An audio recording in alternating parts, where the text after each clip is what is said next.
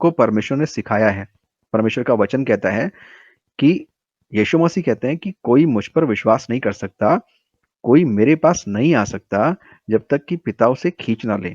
तो आप लोग के लिए खुशखबरी दे रहा हूँ मैं।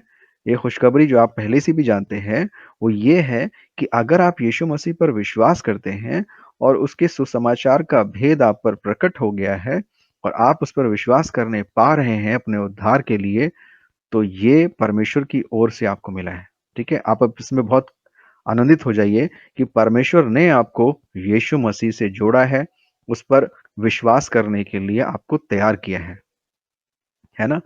तो अभी हमको ये समझ में आ गया कि विश्वास जो है वो एक भेद है, जिसको हमें शुद्ध विवेक से सुरक्षित रखना है। और विवेक कैसे हमारा शुद्ध हुआ है?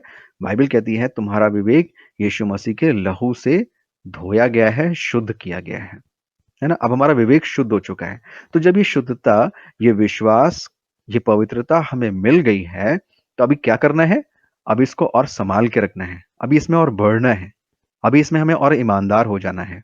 हुँ? अगर हम आनंद महसूस नहीं करते हैं प्रभु के साथ, तो परमेश्वर से हमें जाना है और कहना है, प्रभु हम आपका आनंद महसूस नहीं कर रहे हैं। है ना? अभी जैसे किशन भैया ने कहा कि हम लोग संसार की बातों में बहुत जल्दी फँस जाते हैं।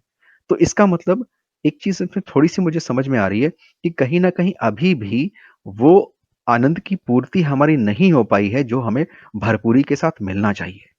जब हमारा आनंद परमेश्वर के साथ भरपूरी से मिलने लगेगा, तो संसार का आनंद, संसार का खिंचाव जो है वो खत्म हो जाएगा। उसका कोई मतलब ही नहीं रहेगा हमारे जीवन में। फिर शैतान कितने भी अच्छी तरह से संसार की बातों को सजा ले, संवार ले, चकाचौंध कर ले, हम जाएँगे नहीं। क्योंकि उससे बढ़कर जो आनंद है, उससे बढ़कर जो सुख है, उससे बढ़कर जो हमें परमेश्वर से मिला है, जो परफेक्ट है, जो इटर्नल है, अगर वो हमारे पास मिल जाए, तो हम क्यों किसी दूसरे की तरफ देखेंगे? इसको एक ऐसे छोटा-सा एग्ज़ाम्पल समझ लीजिए। अगर आपका पेट अच्छे खाने से भर जाए, है ना? बढ़िया से खाना घर में आपको मिले और बढ़िया-सा खाना आप घर में खाकर जाएँ, पेट भर के अच्छा-सा, है ना? पेट भर के जाएँ। तो अब बाहर जब निकलेंगे, तो बाहर भले ही किसी के घर में कुछ भी बना हो, कितना भी कुछ अच्छा से अच्छा क्यों ना बना हो, तो आप क्या कहेंगे, भई मेरा पेट तो भरा हुआ है, भई मैंने अच्छे से खाया है। तो हमें आज प्रार्थना ये करनी है कि परमेश्वर आप हमें आनंद से तृप्त कर दीजिए। हमें अपनी शांति से तृप्त कर दीजिए। हमें ऐसा कस के खींच के रखिए पिता परमेश्वर कि हम इधर-उधर भटकने वाले लोग ना बनें। क्योंकि भटकने से क्या होगा? हमारे जीवन का जो है वो नुकसान ही होगा, है ना? हमें नुकसान उठाना पड़ेगा और नुकसान उठा रहे हैं लोग। आप अपनी आँखों से देखिए, क्योंकि आपको ये भेद खोल के बता दिया गया है कि कितने लोग नुकसान में पड़े हुए हैं। कितने लोग शैतान के प्रहार से छलनी हैं, दुखी हैं, है ना? परेशान हैं। परमेश्वर आपको दुखी, परेशान और तंगहाल, मुसीबत में नहीं देखना चाहता। वो चाहता है कि आपको वो निकाल कर के एक नई ज़िंदगी में आपको दाखिल करे, है ना? एक आनंद की ज़िंदगी हो, है ना? एक एक सुख हो, और ये आनंद और सुख किसी संसार की बातों से नहीं, वरन परमेश्वर की उपस्थिति से हो। ठीक है? तो आनंद हम लोग को क्या करना है? हम लोग को अपनी प्रार्थना में ईमानदार होना है। आप जो भी फ़ील कर रहे हैं, कभी भी प्रार्थना ऐसी मत करो। सब लोग सुन लीजिए, कभी प्रार्थना रटी-रटाई मत करो, है ना? कभी किसी से सुन करके जो प्रार्थना हम लोग एक रूटीन से करते हैं, वो प्रार्थना मत करो। आत्मा क्या बोल रहा है? आपके भीतर की चिल्लाहट क्या है? पुकार क्या है ना? आप देखो कि जो प्रार्थना है वो पवित्र आत्मा की ओर से हो रही है ना? पवित्र आत्मा क्या डिमांड कर रहा है ना? पवित्र आत्मा की ओर से हमें क्या अगुवाई मिल रही है ना? है ना? तो हमारे हमारे भीतर जो युद्ध चलता है, और अगर हमें ये पता लग रहा है कि हम किसी भी रीति से, आत्मिक रीति से कमज़ोर हो रहे हैं, शरीर हम पर हावी हो रहा है, संसार हम पर हावी हो रहा है, तो हम परमेश्वर के पास ईमानदारी से जाएँ और कहें, परमेश्वर मुझे छुड़ा लीजिए। मैं यहाँ पर टेम्प्ट हो रहा हूँ, मैं यहाँ पर कमज़ोर हो रहा हूँ, लेकिन मुझे इसमें फँसना नहीं है। परमेश्वर सहायता करेगा। विश्वास के भेद को शुद्ध विवेक से सुरक्षित हमें रखना है। तो मैंने बताया कि जो विवेक है वो कैसे शुद्ध हुआ है और विश्वास का भेद हम पर प्रकट किया। अब हम जानते हैं, है ना? अब हमें ये नहीं हम कहते कि हमने पढ़ा है कि यीशु मसीह क्रूस पे चढ़ा है। हाँ, हमने सुना है यीशु मसीह क्रूस पे चढ़ा है। नहीं, अब हमने सिर्फ पढ़ा और सुना नहीं है, वरन यीशु के क्रूस की सामर्थ को अपने भीतर महसूस किया है। Is it right? Is it right? है ना? उस क्रूस की सामर्थ को आज हम महसूस कर पा रहे हैं। वो पाप के जो पाप वहाँ पर ख़त्म हुआ है, जो पाप वहाँ पर नष्ट हुआ है, वो हम वो हम जो है देखने पा रहे हैं। अपने जीवन में हम उस पाप के ख़ात्मे को महसूस करते हैं। है ना? आप अंदर अपने आप झाँक कर देखिए अपने जीवन में। हुँ? पवित्रता आई है, अपने जीवन में झाँक के देखिए, वो पाप से छुटकारा मिला है ना? देखना है हमें, है ना? अपने भीतर चेक करना है कि वाक़ई में क्या परमेश्वर का वो उद्धार का कार्य मेरे जीवन में हुआ है ना?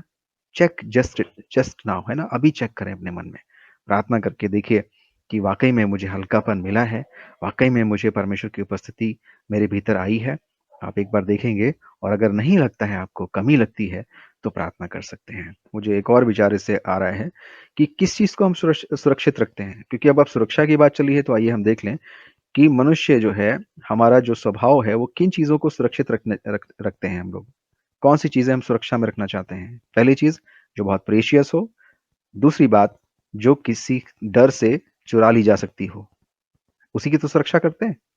उसी की हम सुरक्षा करते हैं जो किसी तरीके से कहीं न कहीं हमसे लॉस्ट हो सकती है, हमसे खो सकती है, उसको कोई हमसे छीन सकता है। उसी की तो हम सुरक्षा करते हैं और जो हमारे हमारे लिए प्रेशियस है। इन 2 बातों के अलावा और बात आप जोड़िए। किन चीज़ों की हम सुरक्षा करते हैं? क्योंकि यहाँ पर यहाँ पर हमसे क्या कहा जा रहा है, विश्वास के भेद को शुद्ध विवेक से सुरक्षित रखो। तो बात तो यहाँ पर ये आ रही है कि जो विश्वास मिला है, ये क्या है? ये क्या है?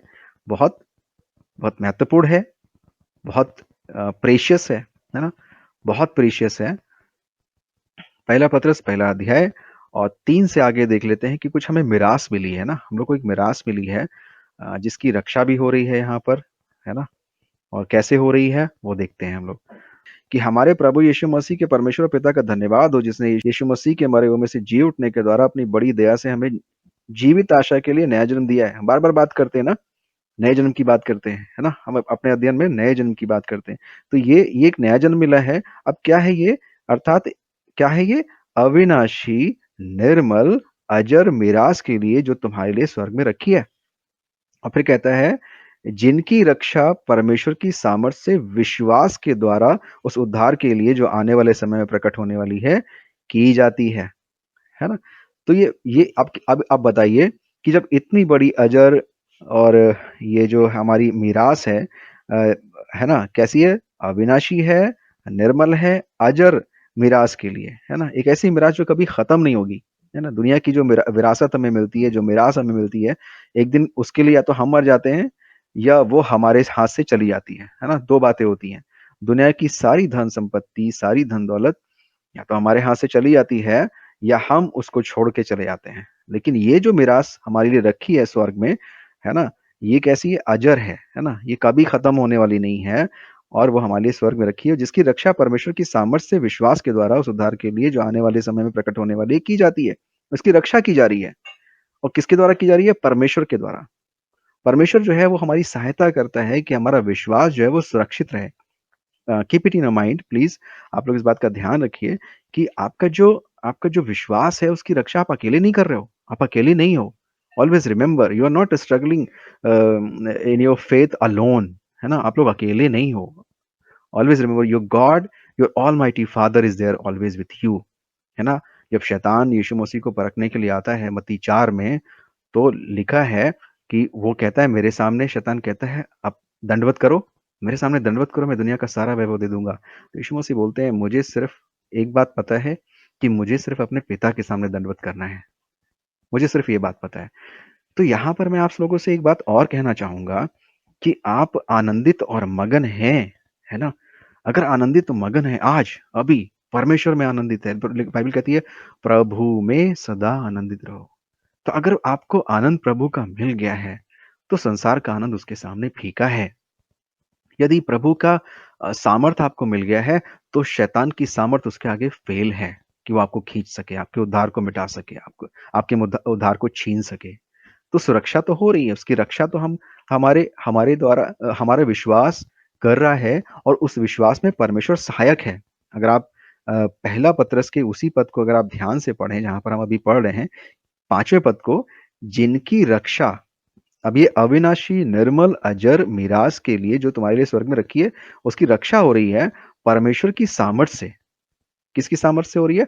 परमेश्वर की सामर्थ्य से हो रही है ना? हमारे विश्वास की रक्षा और हमारी इस मीरास की रक्षा जो है परमेश्वर की सामर्थ्य से विश्वास के द्वारा उस उद्धार के लिए हो रही है, जो प्रभु यीशु मसीह के प्रकटीकरण पर होगा। हमारे प्रभु जब प्रकट होगा, तो हमें वो मेरा विरासत, वो मीरास हमें मिलेगी, है ना?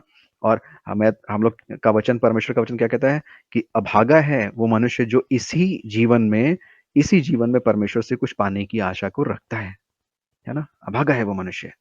तो हमारा यहाँ पर अगर आप स्ट्रगल कर रहे हैं, आप लोग सब लोग सुन लीजिए ध्यान से, अगर यहाँ पर कोई भी स्ट्रगल आ रहा है आपके फेथ में, आपको समस्या आ रही है, आपके जीवन में कोई भी समस्या आ रही है, तकलीफें आ रही हैं, आप सीधा परमेश्वर के पास चले जाओ, सीधा चले जाओ, आपके पास ये एक्सेस है ना? आप सुन लीजिए ध्यान से, दुनिया के लोगों के पास ये एक्सेस नहीं है, लेकिन आपके पास एक्सेस है कि आप परमेश्वर की उपस्थिति में जा सकते हैं। वो मैं ऐसे बोल रहा हूँ क्योंकि प्रभु यीशु मसीह के द्वारा आपको ये सौभाग्य प्राप्त हुआ है, ये पवित्रता प्राप्त हुई है कि प्रभु यीशु मसीह ने अपने लहू से हमें धो करके परमेश्वर के समक्ष उपस्थित कर दिया है ना? तो आप जाइए, है ना? प्रभु के समक्ष जाइए, आप प्रार्थनाएँ कीजिए और परमेश्वर से कहिए, परमेश्वर मुझे इन सब बातों से रिलीज़ कर दीजिए ताकि मैं आप में सदा आनंदित रहूँ, आप में मैं मगन रहूँ, है ना? तभी तो वो बात पूरी होगी फिलिप्पियों की कि प्रभु में सदा आनंदित रहो, है ना? आप अपनी तरफ से आनंदित रहने की कोशिश करेंगे, वो आनंद बहुत ज़्यादा दिन नहीं चलेगा। लेकिन जो आनंद परमेश्वर की तरफ से हमें मिलेगा, वो ठहरा रहेगा, वो बना रहेगा।